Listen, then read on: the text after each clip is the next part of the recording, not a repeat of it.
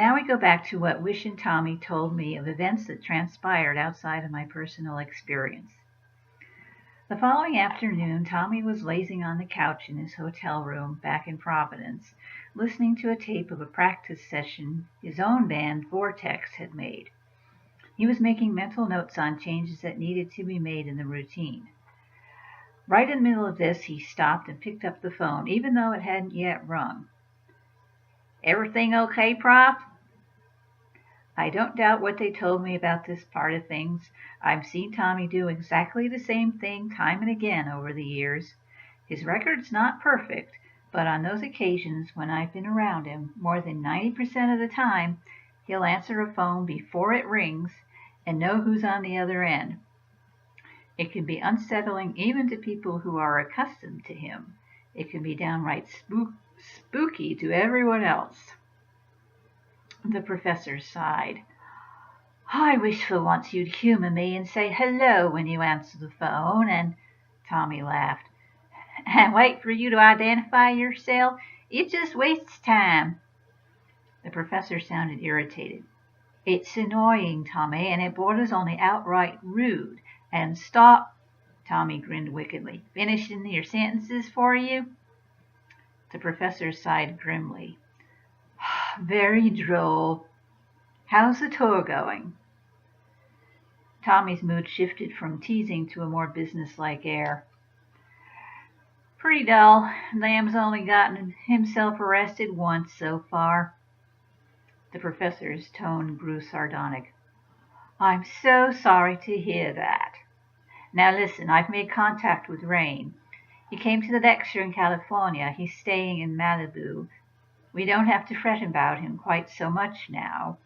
However, we still need to locate Nick's base of operations.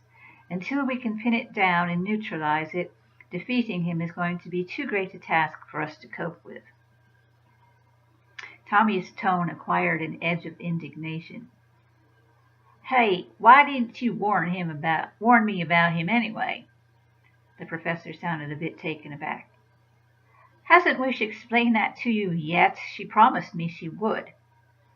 Tommy's tone and expression were both sour. "Yeah, she did, but I resent the fact you didn't warn me before I went and made a complete ass of myself."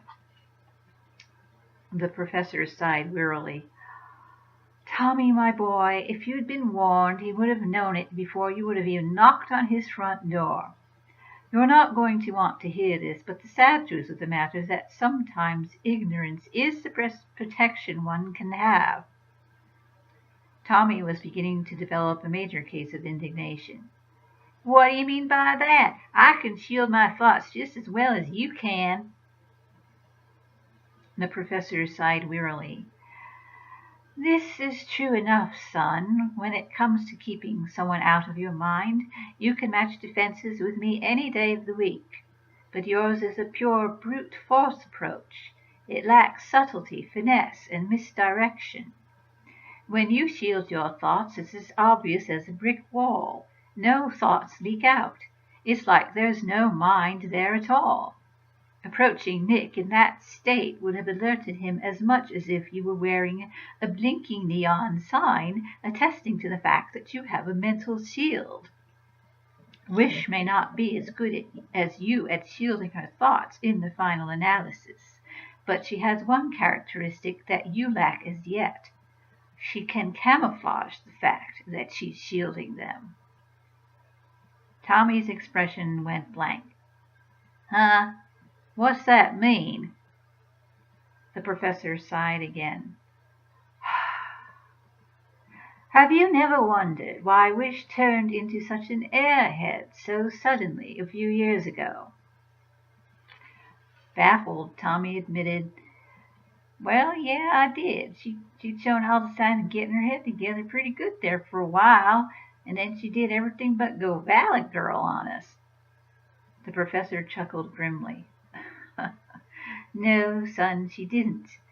She learned how to shield her true thoughts and put up a blind of inconsequential thoughts around them to keep other telepaths from even suspecting that there's anything deeper in there than the ditzy airhead image she's projecting.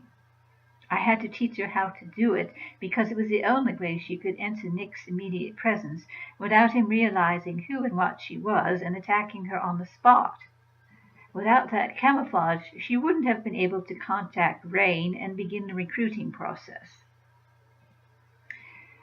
Tommy looked as if he wanted to get indignant all over again, but didn't quite have it in him.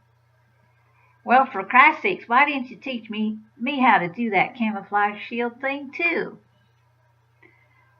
The professor sighed tiredly. A strong impression of him shaking his head came over the phone. You simply don't have the mental equipment for it, son. No two people have exactly the same gifts. Wish and I can camouflage shield, and you can't. Nick can send dreams, and none of us can. You can hide behind that rock solid shield of yours, and hit another person with a mental scream that can fry a person's mental circuits for days without harming yourself or anyone else but the person you're attacking. And none of the rest of us can do that. Each according to his own gifts, as the saying goes.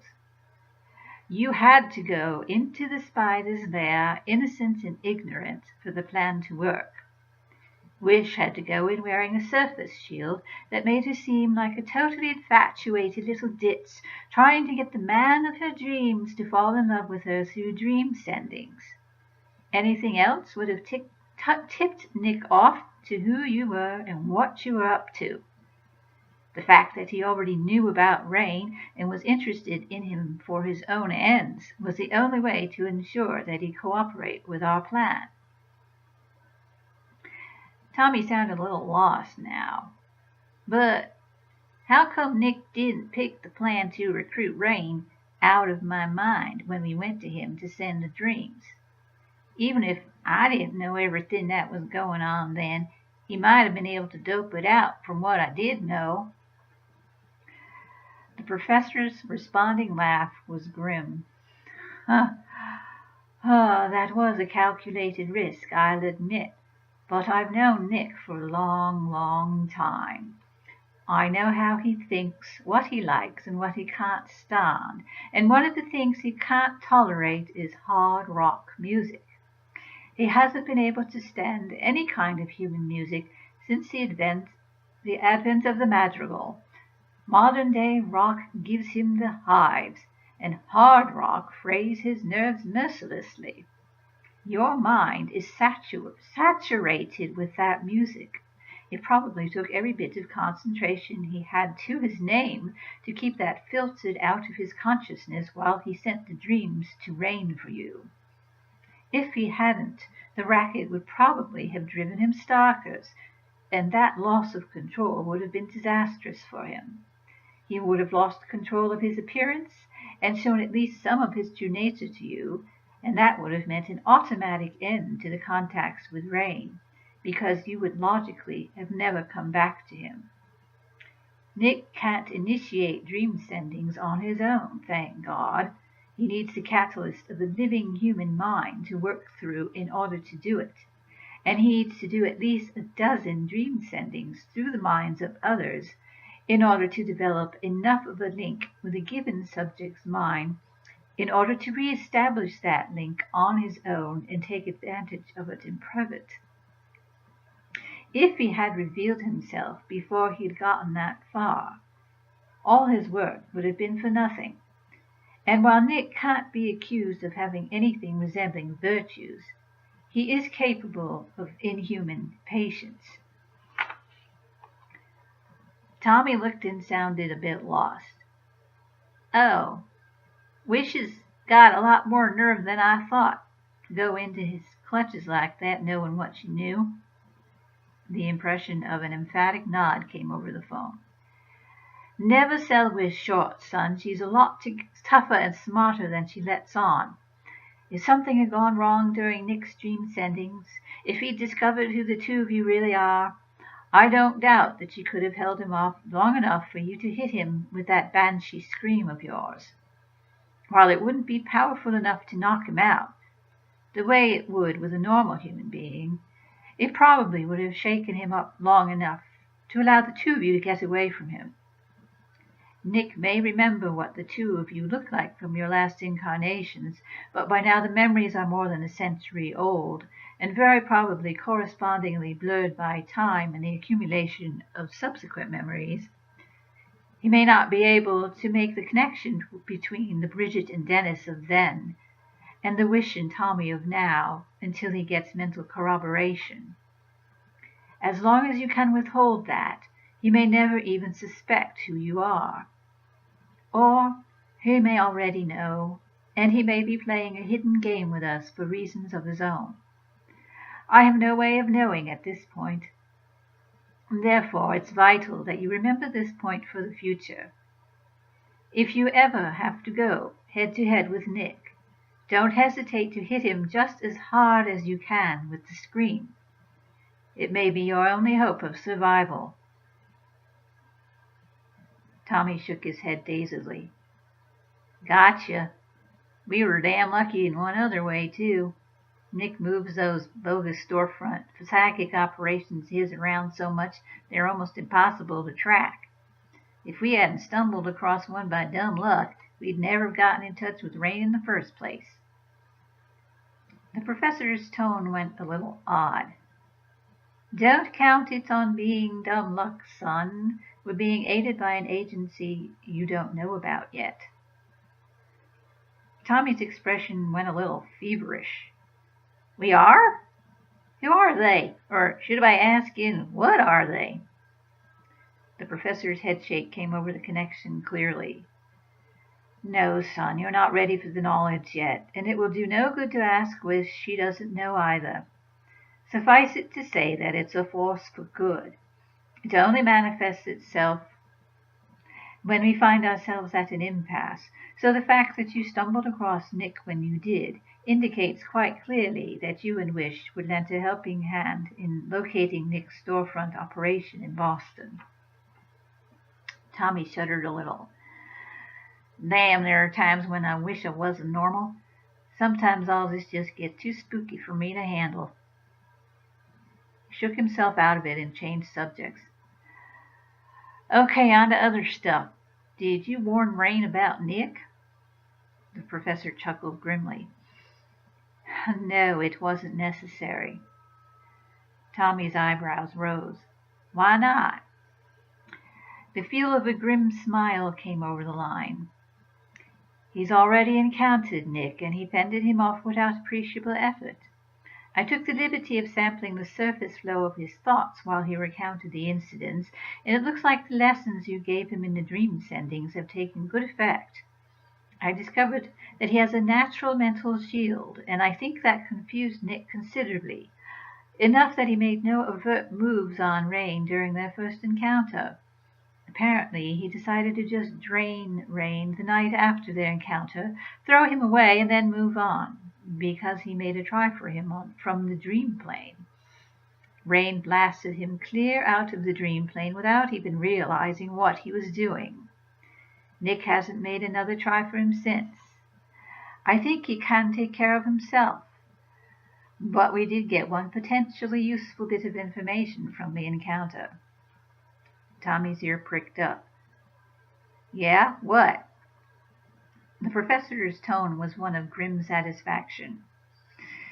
He introduced himself to Rain formally when they met. We finally have a last name to work with.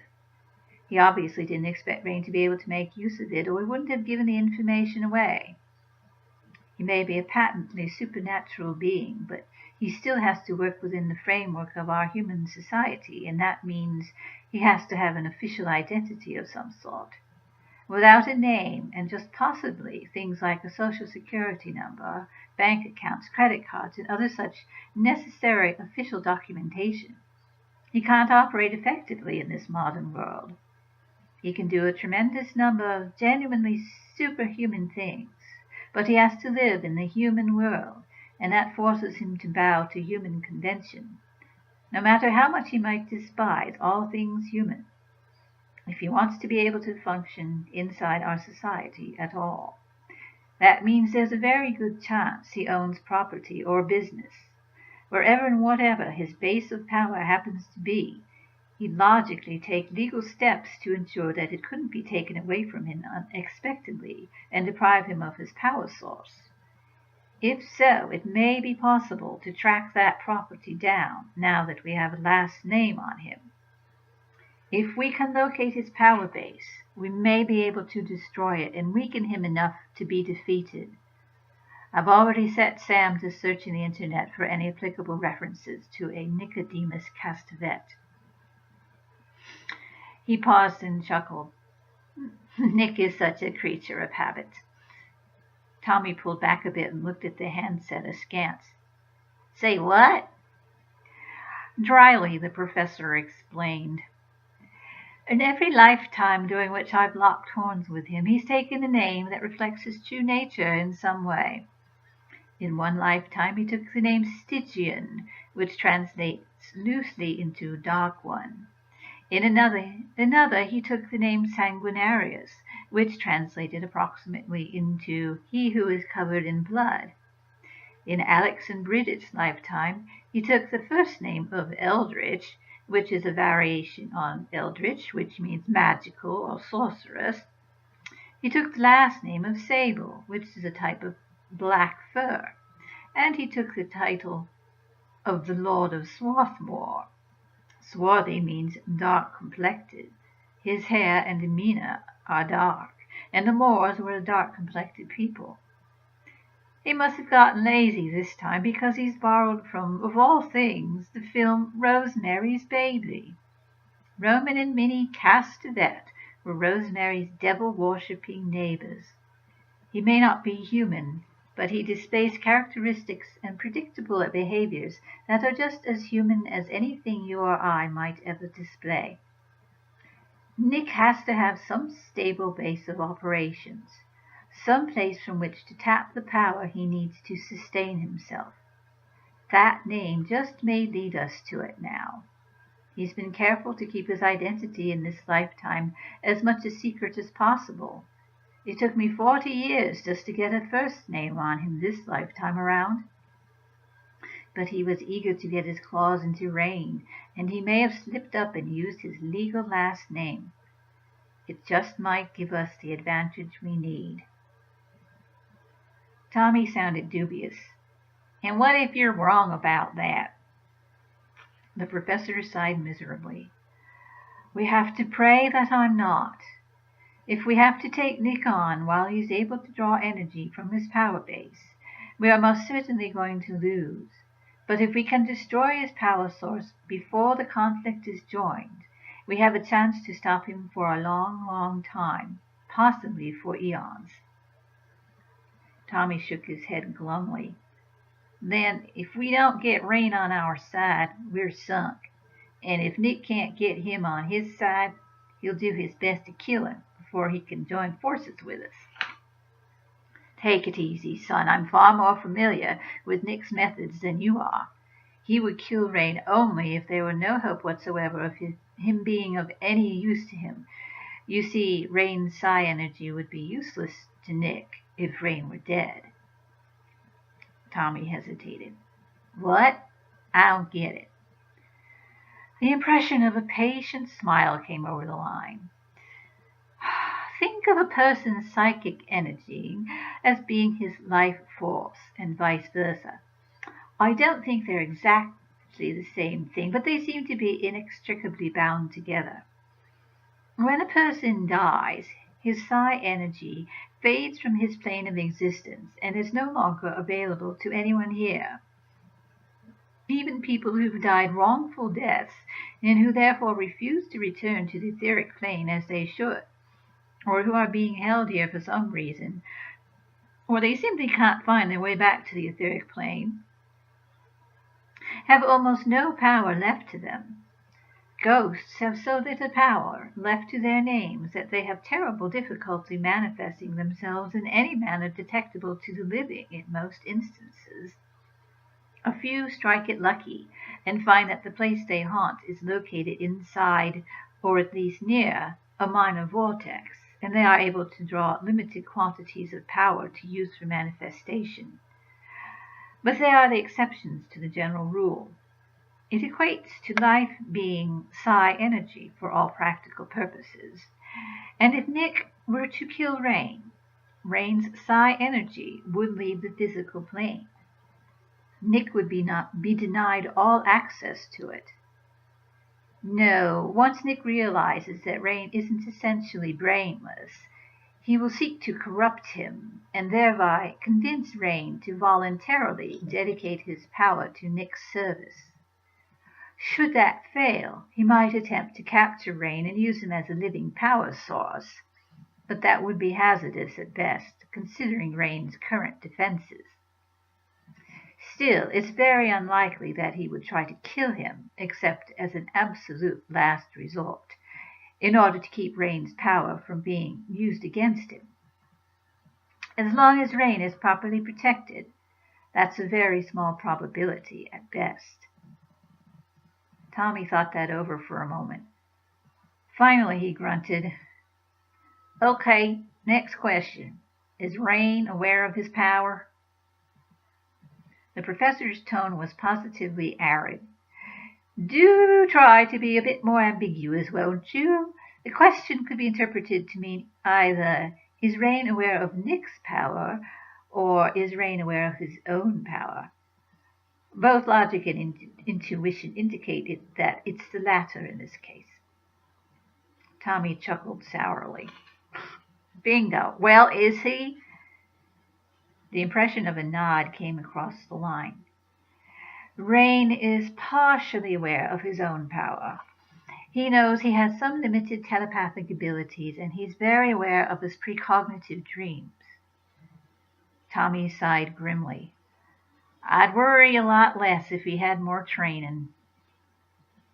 Again, that impression of a nod, a very emphatic one this time. "Yes, that's best, but I'm booked solid for months yet. You'll," Tommy finished the thought for him, "have to train him for you at least until you're free. Wish can help out now that I know she's not really an airhead. We'll watch Rain. You track down Nick's home base." The professor sounded a bit dubious. "The training will require your fairly constant physical presence in his life now that the dream training is no longer an option. How do you propose to accomplish that?" Tommy chuckled slyly. "Simple. I've got contacts all over the rock scene. The lead guitarist in Rain's band came down with appendicitis last week, and they're on hiatus. That's how come he was out in Malibu when you were lecturing there. He was trying to kick back and vacation a little. But everything I picked up about him said he doesn't take to sitting around very well. He's probably ready to jump out of his skin by now. I'll have our manager give his agent a call and offer him a temporary gig with us while his group's out of action. We could use another rhythm guitarist, and it'll be a lot easier to work up a backup rhythm guitar into the group on short notice than a lead guitarist. He'll probably jump at the chance to get back into action. Wishing I can train him while we're all on tour together." The professor chuckled. "Good thinking. It just might work if you'll ease up on that bulldozer attitude of yours somewhat. Everything I got from my face-to-face encounter with him says that he digs his heels in when he's pressured.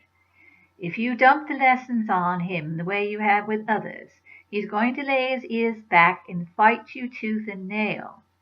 Go easy on him or you'll ruin everything for us all." Tommy grunted sourly. "I'll think about it. Talk to you next week." He hung up. He was on his feet and heading for the door before the phone was properly down in its cradle. He opened the door with a jerk and reached out into the hallway outside, catching Wish by her upraised hand. She'd been in the act of knocking on the door when it opened. His actions had taken her completely by surprise. He pulled her inside with a big playful grin, nearly toppling her off her feet with the force of the yank. She regained her balance just inside the room and whirled to face him as he closed the door, eyes blazing. "What the—" His grin grew even bigger for an instant, then dimmed down to almost nothing. "Just a little payback for the way you've been yanking me around for the past few years." She stopped dead, the fire in her eyes guttering out in astonishment and bafflement. What? I know, Tommy cut her off. I just got off the phone with the prof. He told me about your shield. You've been letting me think you turned into some kind of ditz airhead for how many years now? Wish's entire manner changed completely on the instant. She went from baffled little girl without a clue to a strong, confident, self-assured woman in one quantum leap. Her outward appearance remained the same, but everything else about her, her overall expression, the way she carried herself, the very air about her, changed as completely as if another person had stepped into her shoes. She let out a sigh of relief and settled onto the sofa behind her slowly. I'm sorry, Tommy. I hated to have to deceive you like that, but it was vital that everyone think I was just what I was pretending to be. Even you. If you had any idea that I had the kind of smarts and power I really do, you would have given it away to Nick without even knowing what you were doing. We knew it would hurt your feelings when you finally found out, but Dad and I had no choice. There's no way to give away secrets you don't know. Tommy growled something unrepeatable and settled into the chair across from her. I know, kid. The prophet explained it all to me. Now, will you show me this shield of yours? The prof says I don't have the gift for it, but maybe he's wrong. Even if he's right, I'd still like to see it in action. Wish nodded once, just a little, and her expression changed again. A subtle thing, but profound enough in its own way. It was as if she'd opened a door somehow, even though she'd made no overt physical movement of any sort. Tommy's reaction to what she did was far more profound. His eyes widened, his jaws dropped. He gulped several times, finally managed to find his voice and quavered, Holy, this is gonna blow rain away. Wish nodded a little sadly and then reestablished her shield. Her manner and bearing immediately returned to that of the Wish Tommy had been so long familiar with. I know. I'm going to have to break it to him carefully to keep from traumatizing him. I just hope he's strong enough to accept it.